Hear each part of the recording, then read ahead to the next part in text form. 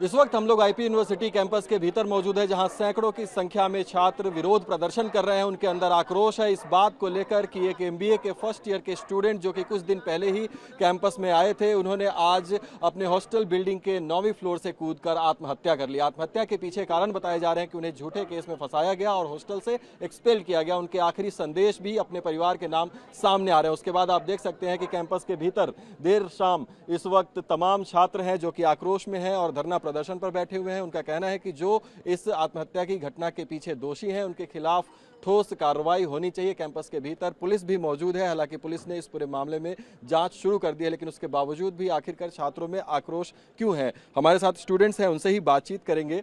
आप लोगों में से कौन बात करेंगे? क्या नाम है आपका, एक बार बताएं। अभिषेक।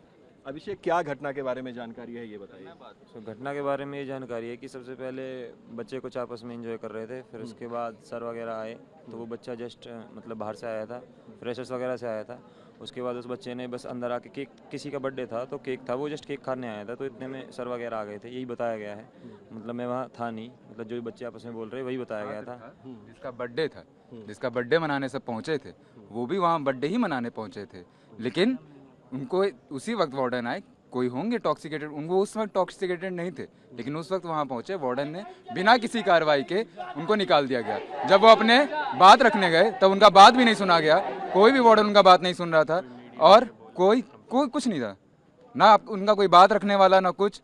एक गरीब घर से आते थे वो, कोई बात ना सुनने वाला। अब आदमी क्या करेगा? गार्जियन भी आए थे तो उसकी बात नहीं सुनी गई। गार्जियन भी थे यहाँ भी, अभी हैं भी प्रेजेंट, वो भी, उनकी बिल्कुल बात ही नहीं सुनी गई। और उसने बहुत बार कोशिश भी करी बात करने की, बिल्कुल ना कोई रिस्पांस दिया गया, सीधे बस एक्सपेल कर दिया गया। नोटिस आज भेजा और उसे एक्सपेल कर दिया और रूम पे लॉक लगवा दिया। काम बनता है कि आप कमेटी बिठाए, फैक्ट फाइंड करें। अब लेकिन ये हमसे कह रहे हैं कि हम जो प्रोफेसर है उसको एक्सपेल करने के लिए फैक्ट फाइंडिंग कमेटी बिठाएंगे, लेकिन अगर बच्चे की बात है तो आप फैक्ट फाइंडिंग कमेटी की याद नहीं आ रही है। मतलब डायरेक्ट आपने एक्सपेल कर दिया। और उसके पेरेंट जो इतने दूर बैठे हैं उनको भी मतलब कन्वे कुछ नहीं किया गया है, सीधे बस आज ये हुआ है कि नोटिस आया, भेजा, एक्सपेल कर दिया। यहाँ पर फ्लैट से उनकी फैमिली लोन लेके, बिहार सरकार से लोन लेके वो आदमी यहाँ पढ़ता था। उस आदमी को रात भर में कह दिया गया कि आप जगह ढूंढिए और बाहर रहिए।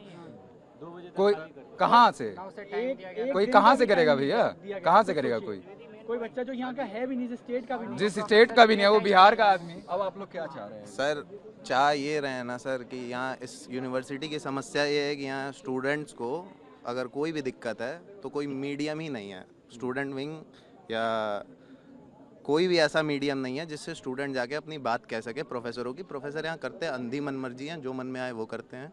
और प्रोफेसरों के वो चेक एंड बैलेंस बनाने के लिए कोई और ह्यूमन नेचर है सर कि अगर किसी के पास एक्सेस पावर जाएगी तो वो पावर अब्यूज़ करेगा, ऑब्वियस सी बात है, ह्यूमन नेचर है। अब यहाँ प्रोफेसरों के पास दे दी गई है अनअकाउंटेड पावर। अब जिस पावर का कोई अकाउंट ही नहीं है कि आप जो मन वो कर सकते हो, तो ऐसे ही डिसीजन होंगे।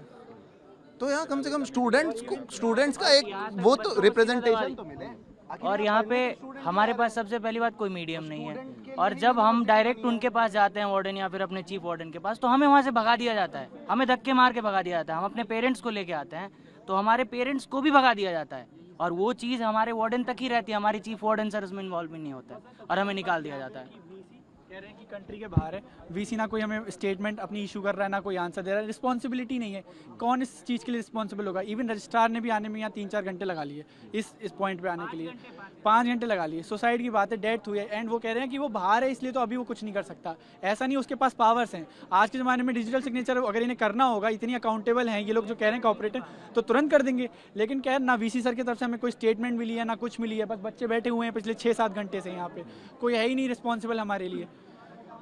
तो जाहिर तौर पर छात्रों में एक आक्रोश है, उनकी मांग है कि यहाँ पर जिस तरह की मनमानी जो है वो चल रही है, उसी के विरोध में ये प्रदर्शन कर रहे हैं। और आज एक छात्र की जब जान इस तरीके से चली गई है तो उसके लिए जो दोषी लोग हैं उसके खिलाफ कार्रवाई की मांग वो लगातार कर रहे हैं। TV9 भारतवर्ष के लिए सुनील के साथ दिल्ली से मैं अभिजीत ठाकुर।